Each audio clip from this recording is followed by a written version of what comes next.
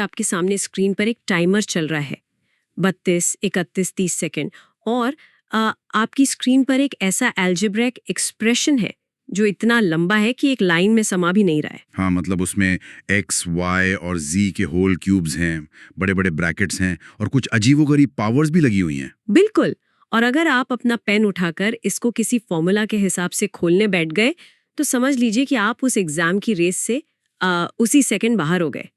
लेकिन क्या हो अगर मैं कहूं कि बिना कोई कैलकुलेशन किए, यानी बिना कोई फॉर्मूला लगाए, आप सिर्फ उस एक्सप्रेशन की शक्ल देखकर बता सकते हैं कि इसका जवाब 1 है। देखिए, ये सुनने में किसी जादू जैसा लगता है, पर ये कोई जादू नहीं है और ना ही ये कोई तुक्का है। इसके पीछे एक बहुत ही गहरा और खूबसूरत मैथ का लॉजिक काम करता है। सही कहा आपने। और दोस्तों, यही आज की हमारी इस डीप डाइव का मिशन है। आज हम जिस सोर्स मटेरियल का विश्लेषण कर रहे हैं वो एक बहुत ही खास मास्टर क्लास का 100% पूरा ब्रेकडाउन है। इसका नाम है algebra master class, the value putting magic trick. ये उन सभी के लिए बहुत जरूरी है जो आरआरबी, एसएससी या रेलवे जैसे कॉम्पिटिटिव एग्जाम्स की तैयारी कर रहे हैं, क्योंकि वहां पर समय ही सब कुछ होता है। हाँ, और अब हम स्लाइड 1 पर हैं। इस स्लाइड पर साफ लिखा है कि ये टारगेट ऑडियंस आरआरबी और एसएससी के लिए है, पर जो लोग एग्जाम नहीं भी दे रहे उन्हें भी मजा आएगा। तो चलिए सबसे बेसिक सवाल से शुरू करते हैं। ये वैल्यू पुटिंग टेक्निक आखिर है क्या? अगर मैं बहुत ही सरल शब्दों में कहूं तो वैल्यू पुटिंग का मतलब है अलजेब्रा के उन अनजान वेरिएबल्स, यानी जो ए, बी, एक्स या वाई होते हैं, उनकी जगह पर अपनी मर्जी से कोई बहुत ही आसान संख्या रख देना, जैसे कि 0, 1 या -1। अच्छा, तो मतलब हम अल्फाबेट की जगह नंबर्स डाल देते हैं? बिल्कुल। जब आप किसी लंबे चौड़े एक्सप्रेशन में वेरिएबल्स की जगह 0 या 1 रख देते हैं तो वो पूरा डरावना एक्सप्रेशन सिकुड़कर एक छोटी सी जोड़ घटाव की इक्वेशन बन जाता है। इसका रीजन बड़ा साफ है, आपका समय बचाना। ये तो सच में कमाल की बात है। जहाँ नॉर्मल तरीके से 3 मिनट लगते हैं वहां शायद 10 सेकंड लगेंगे। तो चलिए आगे बढ़ते हैं। अब हम स्लाइड 2 पर है। यहाँ एक बहुत बड़ी चेतावनी दी गई है जिसे द गोल्डन रूल कहा गया है। हाँ, ये रूल सबसे जरूरी है। ये कहता है कि वैल्यू पुट करते समय आपका डिनोमिनेटर यानी भाग देने वाली नीचे की संख्या वो कभी भी 0 नहीं होनी चाहिए। वेट, 0 क्यों नहीं हो सकती? मतलब 0 तो मैथ में सबसे आसान नंबर माना जाता है ना? 0/0, 1/0 या इन्फिनिटी में बदलना जाए। हाँ, मुझे इसकी एक एनालॉजी याद आ रही है। डिवीजन का मतलब होता है चीजों को बांटना। मान लीजिए मेरे पास 10 सेब हैं और मेरे 2 दोस्त हैं, तो मैं हर एक को 5 सेब दूंगी। सही जा रही हैं आप। लेकिन अगर मेरे पास 10 सेब हैं और दोस्त 0 यानी 0 है, तो मैं उन सेबों को किसे बांट रही हूँ? ये तो लॉजिक के ही खिलाफ हो गया। एकदम सटीक उदाहरण दिया आपने। इसे मैथ्स में अनडिफाइंड कहते हैं। ये किसी मशीन में ऐसा इनपुट डालने जैसा है जिससे मशीन ही क्रैश हो जाए। और इसी स्लाइड 2 पर एक वैल्यू मैट्रिक्स का उदाहरण भी है। जैसे अगर a + b = 0 है तो a² + b² divided by ab क्या होगा? चलिए मैं कोशिश करती हूँ। अगर मैं a को 1 मान लूं और b को -1 मान लूं, तो उनका जोड़ 0 हो जाएगा। हाँ, और अब इन्हें एक्सप्रेशन में डालिए। 1 का स्क्वायर 1 होता है, -1 का स्क्वायर v1 होता है, तो ऊपर हो गया 2 और नीचे 1 × -1 होगा -1, तो टोटल जवाब आया -2। देखा कितना आसान था? अरे वाह, सच में बिना किसी फॉर्मूला के सॉल्व हो गया। चलिए अब अगले ट्रिक पर चलते हैं। अब हम स्लाइड 3 पर हैं। यहाँ बड़े बोल्ड अक्षरों में निंजा ट्रिक लिखा है। 2 variables, 1 equation, therefore put b = 0। ये मेरा सबसे पसंदीदा हिस्सा है, पर यहाँ बहुत से स्टूडेंट्स को एक डाउट आता है। हाँ, मुझे भी आ रहा है। हम अपनी मर्जी से किसी वेरिएबल को 0 कैसे मान सकते हैं? मैथ्स तो फिक्स्ड रोल से चलता है ना? यही तो ट्विस्ट है। इसे डिग्रीज ऑफ फ्रीडम का लॉजिक कहते हैं। मान लीजिए मैं आपसे कहूं कि 2 लोग हैं, ए और बी, और दोनों की उम्र का जोड़ 10 साल है। क्या आप मुझे ए की एग्जैक्ट उम्र बता सकती हैं? नहीं, बिल्कुल नहीं। ए 1 साल का हो सकता है और बी 9 साल का, या दोनों 5-5 साल के हो सकते हैं। ऑप्शंस तो बहुत सारे हैं। यही पॉइंट है। यहाँ वेरिएबल्स 2 हैं, पर शर्त यानी इक्वेशन सिर्फ एक है। एक शर्त सिर्फ एक ही वेरिएबल को बांध सकती है, दूसरा वेरिएबल पूरी तरह से आजाद है, और इसी आजादी का फायदा उठाकर हम उस आजाद वेरिएबल को 0 मान लेते हैं। ओ, अब समझी मैं। स्लाइड 3 पर एक एग्जाम्पल भी है।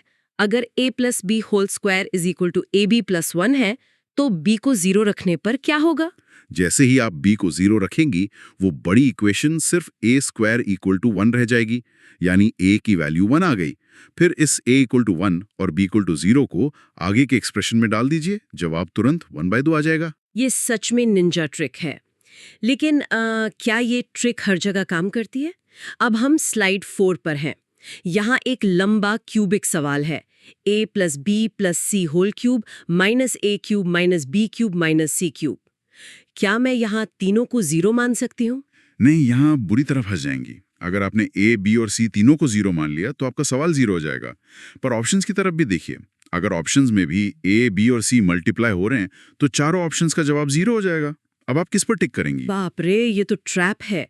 मतलब मुझे ऑप्शंस को आइसोलेट करना जरूरी है। बिल्कुल, ऑप्शंस अलग अलग आने चाहिए। अगर आप तीनों को 1 मानती हैं तो भी ऑप्शन a और d सेम आ जाते हैं। इसीलिए सबसे सही तरीका है a को 1, b को 0 और c को 0 रखना। इससे एक्सप्रेशन की वैल्यू 1 आती है और सिर्फ ऑप्शन a ही 1 देता है। समझ आ रहा है ना कि आइसोलेट करना कितना जरूरी है? हाँ, बहुत क्लियर हो गया। अब हम स्लाइड 5 पर हैं। यहाँ एक नया कंडीशन है a plus B plus C equal to 0 और नोट्स में magic values a equal to 1, b equal to 1 और c इक्वल टू -2 का जिक्र है। ये मैजिक वैल्यूज ऐसी कंडीशन के लिए सबसे सेफ होती हैं। इनका जोड़ 0 होता है और क्योंकि इनमें से कोई भी नंबर 0 नहीं है, इसलिए डिनोमिनेटर के 0 होने का कोई डर ही नहीं रहता। आप इन्हें एक्सप्रेशन में डालिए और कैलकुलेट करने पर सीधा 0 यानी ऑप्शन बी आ जाएगा। पर क्या हम हमेशा 1 1 -2 ही लगाएंगे? क्योंकि अब हम स्लाइड 6 पर हैं और यहाँ लिखा है trick put c equal to 0। देखिए, अगर c को 0 रखने से आपका डिनोमिनेटर 0 नहीं हो रहा है तो c को 0 रखना सबसे फास्ट तरीका है। एग्जाम्पल 2 में यही दिखाया गया है। जब आप c को 0 करते हैं तो बहुत सारे टर्म्स उड़ जाते हैं और एक्सप्रेशन कोलैप्स हो जाता है। सही पकड़ा, वो कोलैप्स होकर सिर्फ a square by a square plus b square by b square बच जाता है, यानी 1 + 1 इक्वल टू 2। सेकंडों में आंसर आ गया। ये सच में मैजिक है। अब हम स्लाइड 7 पर है।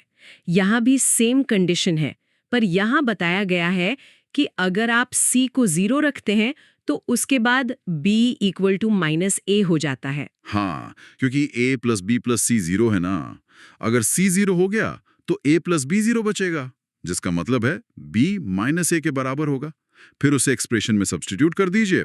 कैलकुलेट करने पर न्यूमरेटर 2a स्क्वायर और डिनोमिनेटर 6a स्क्वायर आएगा, जिसका फाइनल आंसर 1/3 हो जाएगा। चलिए, अब हम स्लाइड 8 पर है। यहाँ वापस उस 1 1 -2 वाली मैजिक वैल्यू का जिक्र है।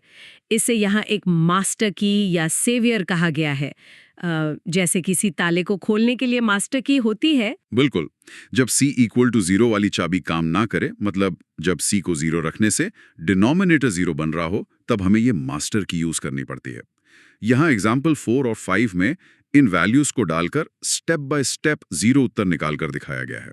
लेकिन इसमें एक रिस्क भी है ना, क्योंकि अब हम स्लाइड 9 पर आए और यहाँ एक बड़ा सा वॉच आउट लिखा हुआ है। ये स्लाइड उन बच्चों के लिए है जो ओवर कॉन्फिडेंट हो जाते हैं। कभी कभी लोग पैटर्न देखकर सीधा 0 पर टिक कर देते हैं बिना सॉल्व किए। हाँ, यहाँ एग्जाम्पल 6 में 1 1 -2 डालने पर फाइनल आंसर -3 आ रहा है, ना कि 0। अगर किसी ने तुक्का मारा होता तो उसके नेगेटिव मार्क्स आ जाते। यही मेन पॉइंट है। वैल्यू पुटिंग शॉर्ट ट्रिक जरूर है, पर कैलकुलेशन पूरी करनी पड़ती है। बस कैलकुलेशन छोटी हो जाती है। समझ गई। अब हम स्लाइड 10 पर आए हैं। यहाँ एक कंडीशन है a plus b plus c equals to 2s और इसमें वेरिएबल एलिमिनेशन की बात की गई है। ये पैटर्न बहुत कॉमन है। 4 वेरिएबल्स हैं और एक इक्वेशन है। फॉर्मूला कहता है किल 1 वेरिएबल। यहाँ सबसे बढ़िया टारगेट है s। आप s को 0 पुट कर दीजिए। s को 0 क्यों? किसी और को क्यों नहीं? क्योंकि s अकेला एक साइड पर है। जैसे ही s 0 होता है, एक्सप्रेशन में s minus a whole square सीधा a स्क्वायर बन जाता है। पूरा बड़ा एक्सप्रेशन कट पिट कर 1 हो जाता है। ये तो सच में बहुत स्मार्ट अप्रोच है। अब हम स्लाइड 11 पर हैं। यहाँ से नए पैटर्न शुरू हो रहे हैं। एक नया पैटर्न है xy plus yz plus zx equal to 0। इस पैटर्न को देखते ही आपको समझ जाना चाहिए कि मैजिक वैल्यूज -1, 2 और 2 हैं।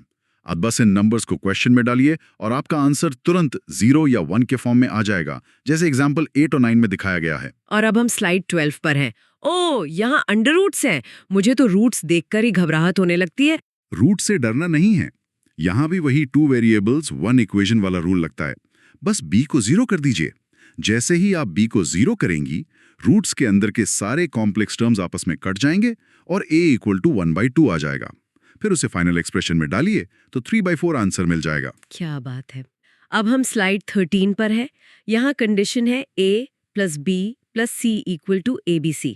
इसके लिए एक सिमेट्रिक ट्रिक लिखी हुई है। सिमेट्रिक का मतलब है जहां सारे वेरिएबल्स का वजन एक बराबर हो।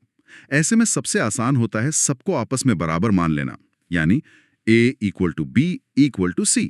इससे equation a plus a equal to a cube बन जाती है, यानी 3a equal to a cube, जिससे a स्क्वायर इक्वल टू 3 निकल आता है। फिर बस एक टर्म सॉल्व करके उसे 3 से मल्टीप्लाई कर लीजिए, फाइनल आंसर 4 आएगा। तो कभी कभी ट्रिक्स के साथ थोड़ा लॉजिक भी मिलाना पड़ता है। अब आगे बढ़ते हैं। स्लाइड 14 पर द रिजल्ट बैंक की बात की गई है, यानी कभी कभी सीधा फॉर्मूला याद रखना ज्यादा मददगार होता है। बिल्कुल। इस स्लाइड में 3 बड़े फॉर्मूलाज दिए गए हैं।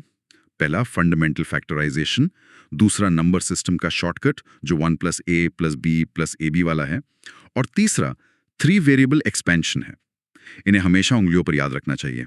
और अब हम स्लाइड 15 पर हैं। यहाँ इम्पोर्टेंट आइडेंटिटी 4 है, जिसमें x y इक्वल टू 1 है और साथ ही कुछ जस्ट टिक वाले रिजल्ट्स हैं 0.5, 6 और 7। जस्ट टिक का मतलब है इन्हें एग्जाम में सॉल्व नहीं करना है। इनकी शक्ल देखिए और टिक मार दीजिए, क्योंकि इनका रिजल्ट फिक्स होता है। समझ गई। अब हम स्लाइड 16 पर हैं। यहाँ रूट प्रॉपर्टीज है और एक बहुत ही डरावनी चीज लिखी है, द बीस्ट आइडेंटिटी नंबर 10। ये तो सच में किसी मंत्र जैसी लग रही है। हाँ, ये देखने में 20 जरूर है। न्यूमरेटर और डिनोमिनेटर में लंबे लंबे साइक्लिक टर्म्स होते हैं, लेकिन इसकी खूबसूरती ये है कि ये हमेशा कट कर 1 के बराबर होती है। तो इस 20 से डरना नहीं है, बस 1 पर टिक करना है। ये हुई ना बात। अब हम स्लाइड 17 पर हैं। यहाँ कंडीशनल सिमेट्री और साइक्लिक सिमेट्री एक्सपेंशन की बात है, पर यहाँ एक नेगेटिव साइन पर खास ध्यान देने को कहा गया है। ये सबसे कॉमन गलती होती है। जब साइक्लिक सिमेट्री को एक्सपैंड करते हैं ना, तो बाहर एक माइनस का साइन निकलता है। एग्जाम में ऑप्शंस में एक प्लस वाला और एक माइनस वाला जरूर होगा। अगर माइनस मिस कर दिया तो पूरा क्वेश्चन गलत। ये छोटी छोटी बातें ही एग्जाम निकलवाती हैं। अब हम स्लाइड 18 पर हैं। यहाँ द क्यूबिक फैमिली दी गई है, नंबर 14 से 17 तक। क्यूबिक आइडेंटिटी के अलग अलग रूप होते हैं। स्लाइड 14 और 17 बेसिकली एक ही राइट हैंड साइड को दिखाते हैं। एग्जाम में कभी a minus B whole square के फॉर्म में पूछते हैं, तो आपको सही वेरिएशन याद होना चाहिए। और अब हम स्लाइड 19 पर हैं, जो इस कॉन्सेप्ट पोर्शन की आखिरी स्लाइड है। Final identity number 18। कंडीशन है कि a, b और c आपस में बराबर नहीं है और आंसर आता है abc इज इक्वल टू ±1। इस डायरेक्ट रिजल्ट को नोट्स में लिख लेना चाहिए। वैल्यू पुट करके टाइम वेस्ट करने की जगह सीधा आंसर टिक करें। तो दोस्तों, हमने पूरी पीडीएफ का पोस्टमार्टम कर दिया है। अब वक्त है अपने दिमाग की थोड़ी एक्सरसाइज करने का। अब हम स्लाइड 20 पर है, रैपिड फायर रिवीजन। चलिए मैं रिवाइज करवाता हूँ। a प्लस बी प्लस सी 0 है तो वैल्यूज या तो 1 1 माइनस 2 होंगी या c इक्वल टू 0। अगर a प्लस बी 0 है तो वैल्यूज 1 और -1 होंगी। और गोल्डन रूल, कभी भी 0/0 या 1/0 नहीं बनने देना है। फैंटास्टिक। अब हम स्लाइड 21 पर है, प्रैक्टिस क्विज। यहाँ 2 सवाल हैं। पहला सवाल है a प्लस बी प्लस सी 0 वाला और दूसरा साइक्लिक एक्सपेंशन वाला। पहले सवाल का जवाब ऑप्शन सी आएगा, जिसमें हम 1 1 -2 का यूज करेंगे, और दूसरे का जवाब ऑप्शन बी आएगा, जिसमें वो माइनस का साइन होगा। Minus a minus B, b minus C, c minus a। और इसके साथ ही पीडीएफ सक्सेसफुली कॉन्कर्ड। 100% कवर्ड। लेकिन रुकिए, आपसे मैं कुछ रैपिड फायर सवाल पूछती हूँ, जिसका जवाब आपको बस एक शब्द या छोटे वाक्य में देना है। तैयार है? बिल्कुल तैयार हूँ, पूछिए। पहला सवाल, अगर 2 वेरिएबल्स और 1 इक्वेशन हो तो सबसे आसान वैल्यू क्या पुट करनी चाहिए? 0। दूसरा, a plus B plus C equal to 0 वाली कंडीशन में c को 0 कब नहीं रखना है? जब डिनोमिनेटर 0 हो जाए। तीसरा, द बीस्ट आइडेंटिटी का उत्तर हमेशा क्या होता है? हमेशा 1 होता है। चौथा, a plus B plus T equal to 2s वाली सिचुएशन में किस वेरिएबल को एलिमिनेट करना बेस्ट है? s को उड़ा दीजिए। और आखिरी सवाल, सिमेट्रिक ट्रिक्स में a, b और c का क्या करते हैं? सबको एक दूसरे के बराबर मान लेते हैं। वाह, परफेक्ट स्कोर। लेकिन अब मेरे दिमाग में कुछ गहरे कॉन्सेप्चुअल सवाल आ रहे हैं। हाँ, पूछिए। कॉन्सेप्ट्स क्लियर होना बहुत जरूरी है। वैल्यू पुटिंग में हम 1 1 -2 ही क्यों लगाते हैं? अगर a + b + c 0 है तो मैं 2 2 और -4 क्यों नहीं रख सकती? वो भी तो 0 ही देंगे ना। रख सकती हैं, उससे भी जवाब सेम आएगा। पर सोचिए, 2 का क्यूब 8 होगा और -4 का क्यूब -64 होगा। कैलकुलेशन कितनी बड़ी हो जाएगी? छोटे नंबर्स का मतलब है छोटी कैलकुलेशन, और एग्जाम में टाइम बचाना ही सब कुछ है। पॉइंट तो है। एक और सवाल, ये डिग्रीज ऑफ फ्रीडम का असली मैथ वाला बेसिस क्या है? ये दरअसल लीनियर अलजेब्रा के रैंक नलिटी थ्योरम से आता है। सिंपल भाषा में जितनी शर्तें कम होंगी उतने ही वेरिएबल्स आजाद रहेंगे और आप उन्हें अपनी मर्जी से वैल्यू दे सकती हैं। तो आज हमने अलजेब्रा को सॉल्व करना नहीं, बल्कि उसको अपने हिसाब से नचाना सीखा। हम